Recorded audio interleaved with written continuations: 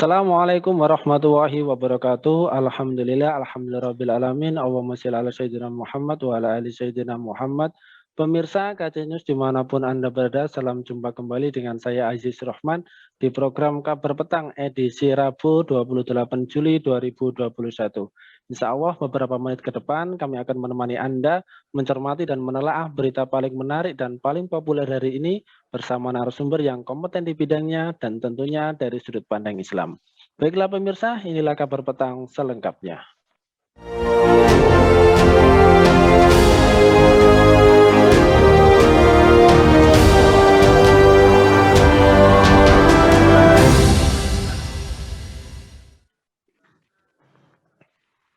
Pemirsa, Menteri Investasi atau Kepala BKPM Bahlil Lahadalia mengatakan Presiden Joko Widodo akan meresmikan proses implementasi Undang-Undang Cipta Kerja dan berbagai aturan turunannya yang sudah selesai serta sinkronisasinya terhadap sistem perizinan online single submission atau OSS dalam waktu dekat. Kendati begitu, implementasi Undang-Undang Cipta Kerja sejatinya masih mendapat penolakan dari sejumlah pihak. Salah satunya dari kalangan buruh, sebab berbagai aturan menyangkut ketenaga kerjaan mereka anggap merugikan kaum buruh. Untuk itu asosiasi buruh, salah satunya Konferensi Serikat Pekerja Indonesia atau KSPI terus menolak dan mendesak Jokowi membatalkan implementasi Undang-Undang Cipta Kerja. Desakan ini pun sempat dibawa ke Mahkamah Konstitusi. Buruh meminta MK melakukan uji formil dan material terhadap Undang-Undang Cipta Kerja lalu membatalkan implementasinya. KSPI meminta pemerintah dan Hakim MK untuk mengabulkan gugatan, membatalkan dan mencabut Undang-Undang Cipta Kerja, kata Presiden KSPI Said Iqbal. Nah, pemirsa, apakah Undang-Undang Cipta Kerja dan berbagai aturan turunannya ini menguntungkan buruh? Apakah pemerintah mengakomodasi aspirasi dan kritik kalangan buruh, serta bagaimana konsep ketenagakerjaan di dalam Islam itu sendiri? Untuk membahasnya, kami telah terhubung dengan Dr. Fahrul Ulum. Beliau adalah ekonom dari Forum Dokter Muslim Peduli Bangsa. Kita sapa dulu beliau. Assalamualaikum warahmatullahi wabarakatuh, Bung Fahrul Ulum. Gimana ini, sehat? Waalaikumsalam warahmatullahi wabarakatuh. Baik, Pak Fahrul Ulum, ini terkait dengan hal tersebut. Ini kalau kita mencermati dan melihat, kan pemerintah mengklaim bahwa Undang-Undang Cipta Kerja dan berbagai aturan turunannya ini menjadi terobosan untuk melindungi pekerja, seraya membuka kemudahan investasi bagi para pengusaha. Nah, betulkah ini demikian dan apakah regulasi tersebut ini menguntungkan buruh begitu dalam pandangan Anda nih, Pak Fahrul Ulum? Ini tema yang sangat hangat ya untuk dibahas. Kalau ditanyakan tentang apakah Undang-Undang Cipta Kerja ini membuka kemudahan investasi bagi pengusaha, ya tentu seperti itu yang terjadi. Dengan sistem OSS itu ya, Online Single Submission, ini jelas memberi kemudahan kepada pengusaha untuk akses, apakah itu investasi atau yang lain-lain. Hanya saja ini juga memunculkan satu persoalan, yaitu kalau selama ini mungkin korupsi itu bisa terjadi di daerah-daerah, di kabupaten-kabupaten, karena perizinan lahan, karena berbagai perizinan yang lain yang harus berhubungan dengan kantor-kantor yang ada di daerah. Nah, sekarang ini tersentral semua ke pusat. Nah, tersentralnya ke pusat itu membuka peluang bergesernya korupsi dari daerah menuju ke pusat. Jadi kalau dikatakan bahwa apakah ini membuka kemudahan, iya memang membuka kemudahan dan pengusaha sangat diuntungkan dengan adanya Undang-Undang Cipta Kerja ini. Nah, sebaliknya kalau kemudian ditanyakan apakah ini menguntungkan buruh, kalau kita lihat dari berbagai penolakan-penolakan yang terjadi, ataupun kalau kita membaca material dari Undang-Undang Cipta Kerja itu, buruh agak tersingkirkan. Misalkan upah itu akhirnya kan terhitung per jam, ya, jam kerjanya eksploitatif. Kemudian juga hak cuti itu menjadi hilang. Upah minimum itu ditetapkan berdasarkan provinsi, bukan berdasarkan kabupaten kota. Kemudian tidak ada batasan sampai kapan pekerja kontrak itu akan berakhir, ya. dengan dihapuskannya pasal 59 tentang Undang-Undang Ketenagakerjaan. Kemudian di Undang-Undang Cipta Kerja yang pasal 42 itu juga ada pembicaraan tentang kemudahan pekerja asing, yang otomatis nanti akan bisa menggeser pekerja-pekerja di internal dalam negeri. Kemudian juga kita kalau seperti itu akan melihat kualitas dari sumber daya asing atau tenaga kerja asing itu kalau hanya kontrolnya dari pusat saja, maka bagaimana itu kualitasnya? Belum lagi nanti tidak ada pembatasan outsourcing. Nah, dari itu semua sebenarnya untuk buruh itu sangat dirugikan dengan Undang-Undang Cipta Kerja itu, maka tidak heran jika mereka mengajukan uji formil dan juga uji material ke MK. Nah, gitu. Hanya saja memang buruh yang dimaksud di sini ini siapa? Ya, karena buruh di dalam sistem saat ini biasanya mengacu kepada mereka-mereka yang bekerja di perusahaan besar, di perusahaan perakitan otomotif, kemudian buruh-buruh di BUMN, buruh-buruh di pemerintah, atau buruh-buruh di pabrik-pabrikan yang besar, gitu. Nah, itu yang dimaksud dengan buruh. Sedangkan mereka-mereka yang kerja di warung kopi, ya, yang kerja di toko-toko kecil, tidak dalam hitungan buruh menurut mereka. Jadi ini memang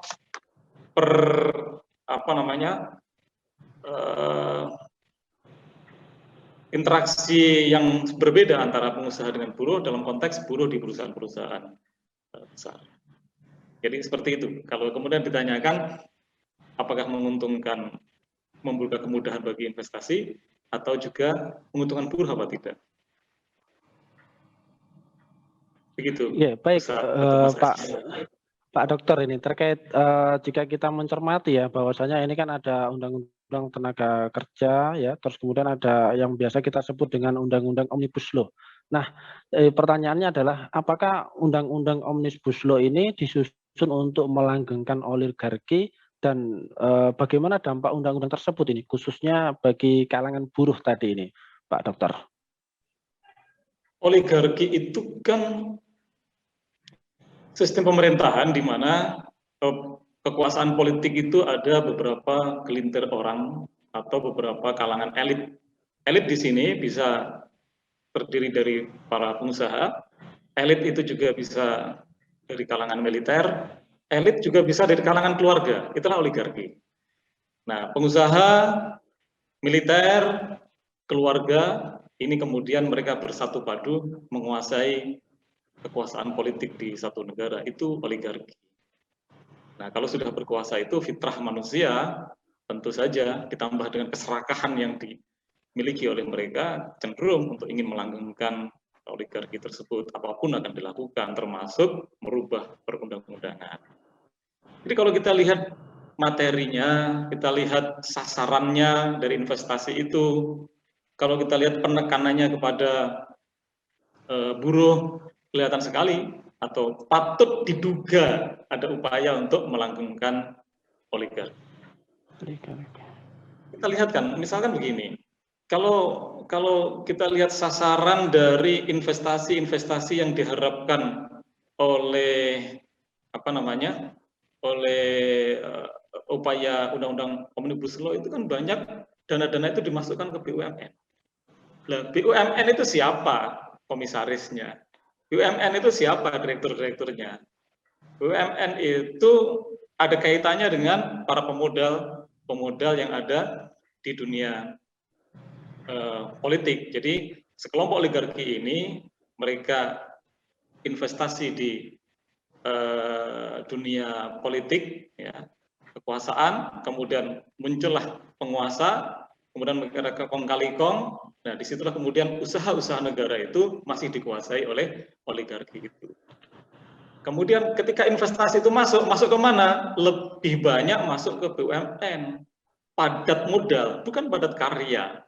Nah, kalau sudah seperti ini, berarti patut diduga ada upaya-upaya untuk melanggengkan eksistensi ekonomi dan eksistensi politik para oligarki itu. Kalau ditanyakan tentang dampaknya bagi rakyat, terutama bagi buruh, ya rakyat tetap sebagai objek penderita, objek penderita ya. Di mana buruh, pekerja itu cenderung untuk dimurahkan, karena dengan murahnya buruh itu secara otomatis akan menambah keuntungan, ya. Dan lagi-lagi buruh dan rakyat tetap akan sebagai objek yang dijadikan sebagai alat untuk produksi, karena memang faktor produksi itu adalah tenaga, ya, kemudian modal, skill, manajemen. Nah, kalau kemudian modal ini menguasai dengan luar biasa, dengan kekuatan penuh, maka yang lain bisa ditekan. Apakah tenaga ataupun lahan atau yang lain. Nah, tenaga itu diharapkan ditekan dengan undang-undang Omnibus Law itu. Itu. Omnibus Law. Nah, baik Pak Dokter. Terus kemudian pertanyaan adalah jika memang Omnibus Law seperti itu, lantas apakah Omnibus Law ini adalah sebuah praktik nyata ya, sistem kapitalisme neoliberal, dan jika memang seperti itu, kira-kira apa ini bahayanya terutama bagi rakyat ini, Pak Dokter? Gini, kalau bicara tentang kapitalis atau orang menyebut neoliberalis kapitalis. Kalau dalam pendekatan ekonomi, terutama di politik ekonomi, itu ada satu teori simpel mereka. Jadi mereka biasanya selalu menggunakan data-data tenaga kerja, gitu. Jadi tenaga kerja yang nganggur itu di blow up, gitu. Nah, tenaga kerja kita sekarang tingkat pengangguran kan hampir 10 juta orang, ya, 9,90 sekian juta orang. Ini tinggi, 6,3%, sangat tinggi pengangguran kita itu. Nah, solusi yang ditawarkan ketika pengangguran itu tinggi adalah agar itu lancar, kemudian disusunlah undang-undang Omnibus Law itu dengan harapan investasi bisa semakin besar. Menurut saya secara ekonomi ini nggak nyambung. Jauh api dari panggang. Nggak ada kaitannya undang-undang Omnibus Law dengan investasi itu. Karena tanpa undang-undang Omnibus Law itu saja, investasi yang masuk ke Indonesia itu sudah besar loh. Indonesia itu sudah termasuk top 20 investasi dunia. Investasi asing masuk ke Indonesia itu besar sekali dan termasuk 20 negara yang mendapatkan investasi besar dari asing. Itu Indonesia. Investasi kita itu sekarang sudah 819 triliun. Itu besar sekali. Gitu. Dan tingkat persentase investasi terhadap produk domestik bruto kita itu 34%, jauh di atas negara-negara lain di Asia. Artinya investasi asing yang masuk ke Indonesia besar, kesimpulannya itu. Hanya saja, kalau alasannya adalah untuk menyedot investasi, itu nggak nyambung. Karena apa? Karena tingginya investasi itu di Indonesia ternyata tidak signifikan dengan tingkat pertumbuhan ekonomi yang ada di Indonesia, tingkat pencerapan tenaga kerja yang ada di Indonesia. Dalam bahasa ekonomi itu ada istilah ICOR namanya, ya, ada istilah ICOR, Incremental Capital Output Ratio namanya. Itu rasio investasi terhadap pertumbuhan. Semakin tinggi ICOR berarti semakin rendah efisiensinya terhadap ekonomi. Jadi semakin rendah produktivitas dari modal itu namanya ICOR. Nah, dan itu terjadi di kita. ICOR kita itu tinggi, 6,3%. Berarti nggak efektif modal-modal itu, nggak nyambung itu, nggak nyambung. Nah, kenapa bisa begitu? Karena tadi yang sudah saya katakan di depan, bahwa proyek-proyek yang didanai oleh investasi itu bukan proyek-proyek padat karya, tetapi proyek-proyek padat modal yang lebih banyak dialirkan kepada BUMN. Kurang perencanaan. Bayangkan, sekarang misalkan orang punya kepentingan terhadap bandara. Udah tanpa melalui sebuah perencanaan yang matang, langsung ngomong ke pemerintah, diriin bandara di sana, nggak ada penilaian apapun, bandara langsung berdiri. Itu kan padat modal itu. Ya. Kemudian BUMN ini danai. BUMN ini hutang sekian banyaknya, kalau nanti rugi, negara yang kemudian menanggung Nah, dari situ berarti sebenarnya ketika ditanyakan apakah ini pola-pola kapitalis neolib, ya memang begitu secara ekonomi. Mereka akan terus menggelontorkan investasi untuk meraup keuntungan, tidak peduli apakah itu nanti akan merugikan banyak orang atau tidak. Gitu. Ya, itu tadi pertanyaannya. Ya, berarti ini sangat membahayakan begitu ya bagi rakyat kalau memang seperti itu ya ini Pak Dokter. Yang jelas rakyat terjajah saja. Terjajah dengan pola-pola investasi, dengan asing, kemudian pemegang kekuasaan, hukum-hukumnya terkendalikan. Dalam bahasa singkatnya, rakyat menjadi terjajah, dan ini tentu berbahaya. Artinya harus ada kesadaran dari rakyat. Dia nggak boleh terus mau untuk dijajah secara ekonomi dan kebijakan politik. Begitu. Oke, baik, ini terakhir Pak Dokter ini. Jadi jika kita mencermati terkait dengan berbagai macam hal tersebut, lantas bagaimanakah konsep Islam itu sendiri ya di dalam mengayomi para buruh dan juga para pengusaha ini, Pak Dr. Fahrul Ulum? Ini sebenarnya sangat panjang prosesnya, karena ini masalah ekonomi, masalah sistem, masalah politik, harus sesuatu yang fundamental, bukan hanya parsial saja. Tapi kalau memang ini ditanyakan, maka ya saya akan kasih jawaban yang fundamental dulu biar selesai. Kalau hanya jawaban-jawaban yang parsial, misalkan apa, ayo investasi itu dibawa ke padat karya, tidak hanya ke padat modal. Mungkin selesai dalam 1-2 tahun, nanti balik lagi ke padat modal. Kalau kemudian jawabannya adalah, ayo kita tinggikan ikornya, kita rendahkan ikornya. Paling nanti yang dilakukan adalah ada pengawasan agak serius gitu. Setelah itu nanti lengah sedikit, balik lagi. Nah, gitu seperti itu. Jadi belum lagi nanti banyak pihak yang mencoba untuk mengambil keuntungan dari undang-undang itu. Nah, kalau kemudian Islam ditanyakan, ya berarti harus dari sudut pandang Islam dari keseluruhan sisi. Yang pertama menurut saya adalah APBN kita itu jangan terus-menerus menggunakan APBN defisit anggaran lah. Karena kalau APBN itu defisit anggaran, bayangkan kita itu kan sudah, anggaran kita, belanja kita itu sudah tahu 2.400 triliun. Pendapatan kita itu sekitar 1.800 triliun. Kemudian belanjanya 2.400 triliun, otomatis ada 600 triliun yang defisit. Pasti akan menambah utang, pasti akan menambah investasi.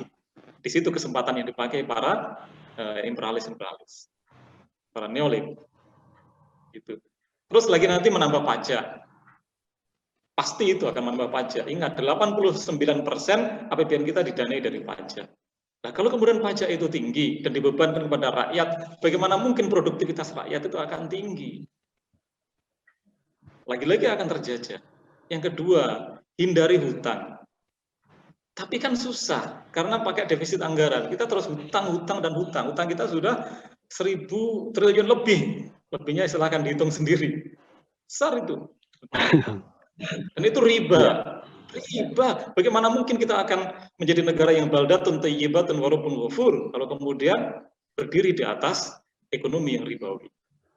Kemudian tolong tinggalkan model-model dunia perbankan yang mensupport berbagai PT-PT dan BUMN itu. Karena apa? Adanya bank, adanya pasar modal, itu pun dipakai oleh para kapitalis untuk membesarkan ekonomi mereka dan menekan kepada rakyat. Kemudian menurut saya yang berikutnya lagi adalah budayakan syirkah. Jadi ekonomi yang bagus itu adalah ekonomi syirkah. Syirkah di tengah-tengah masyarakat. Kalau syirkah di tengah masyarakat itu investasi akan berasal dari satu pihak anak negara, anak negeri, kepada pihak lain anak negeri. Investasi itu benar-benar sebagai sebuah investasi yang kemudian ada bisnis realnya. Investasi bisnis real, investasi bisnis real, investasi bisnis real, yang itu semua namanya syirkah mudharabah atau syirkah musyarakah. Atau syirkah di dunia pertanian, muzara'ah musaqah misalkan. Kalau semua warga negara itu bisa bersyirkah dengan baik seperti itu, nggak butuh itu investasi asing yang notabene-nya sebenarnya bukan investasi, tetapi lebih kepada hutang yang harus dibayar. Itu untuk memutus rantai para imperialis neolit itu tadi. Caranya harus seperti itu, dibanyakkan invest.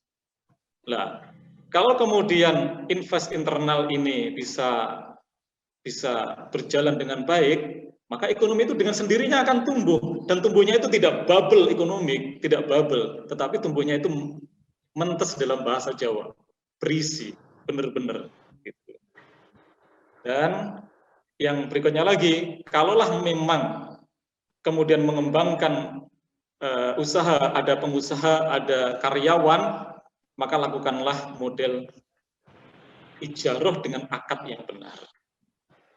Itu berlaku bagi individu-individu yang sedang mengadakan akad, pun berlaku bagi negara yang sedang mengadakan akad dengan pekerja. Model ijarahnya itu yang benar. Ya, ijarahnya sesuai dengan akad. Nah, jadi BUMN, jadi negara gini, negara itu boleh memiliki badan usaha, boleh, dan di situ boleh mengangkat pekerja. Tetapi di dalam pandangan Islam sebenarnya dibedakan antara badan usaha yang miliknya negara dengan lembaga layanan umum yang itu memang berasal dari milkiyatul amah, miliknya seluruh rakyat, yang tidak boleh dimiliki individu, yang tidak boleh dimiliki negara, tetapi itu murni sebagai milkiyatul amah. Negara mengangkat pegawai untuk mengelola milkiyatul amah itu dan dikembalikan kepada rakyat, sehingga rakyat nanti menjadi makmur, rakyat menjadi sejahtera, ekonomi tumbuh dengan sendirinya. Karena apa? Dalam Islam itu ada satu konsep namanya milkiyatul amah, dan itu sebenarnya yang harus dipakai sebagai pintu pendapatan APBN yang paling utama, bukan dari hutang ataupun dari pajak. Itu beberapa cara agar usaha itu maju, pengusaha itu nggak dirugikan, kemudian tenaga kerja pun juga tidak merasa dizalimi. Demikian, Mas Aziz. Baik, Pak Dr. Fahrul Ulum nih. Terima kasih atas pencerahannya ya, dan juga terima kasih atas kesempatannya bisa bergabung di Kabar Petang pada edisi kali ini. Semoga Anda beserta keluarga senantiasa sehat selalu dalam lindungan Allah Subhanahu wa Ta'ala. Amin. Amin. Amin. Assalamualaikum warahmatullahi wabarakatuh, Pak Dr. Fahrul Ulum. Waalaikumsalam. Baik, pemirsa Kabar Petang. Waalaikumsalam warahmatullahi wabarakatuh. Baik pemirsa Kabar Petang dimanapun Anda berada, semoga Anda mendapatkan banyak manfaat dari acara kami. Sampai berjumpa lagi besok di jam dan channel yang sama. Jangan lupa like, comment, share, subscribe, serta tekan loncengnya agar tidak ketinggalan update terbaru dari KC News. Karena disinilah Anda akan mendapatkan pencerahan, mendapatkan berita informasi aktual dari sudut pandang Islam. Akhirnya saya Aziz Rahman beserta seluruh kru yang bertugas undur diri. Wassalamualaikum warahmatullahi wabarakatuh.